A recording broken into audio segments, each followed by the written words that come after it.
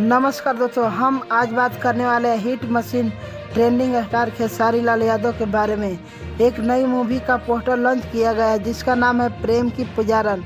इससे पहले कि चैनल पर आप नए हैं तो चैनल को सब्सक्राइब जरूर कर दें। आप सबको बता दें कि प्रेम की पुजारन फिल्म का निर्देशक है समर राज, डायरेक्ट किए हैं पंकज सिन्हा। और आपको बता दें कि फिल्म के कास्ट में नज़र आने वाले हैं खेसारी लाल और यामिनी सिंह। इस पोस्टर में यामिनी सिंह का फोटो नहीं दिखाया गया है क्योंकि खेसारी लाल और यामिनी सिंह में कुछ दिन पहले विवाद हुआ था काजल राघवानी को लेकर। आप सबको बता दें कि इस फिल्म की कहानी की बात किया जाए तो romantic comedy, love story, emotional action pack movie होने वाली है जो कि भोजपुरिया दर्शक द्वारा बहुत पसंद आने वाली है।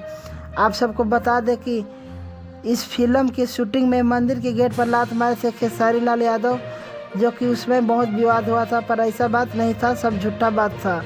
आप सबको बता दें कि इस फिल्म का ट्रेलर जल्द ही कुछ दिनों में आप सबको दिखने को मिलेगा कैप्टन वॉच हिट्स के चैनल के यूट्यूब पर।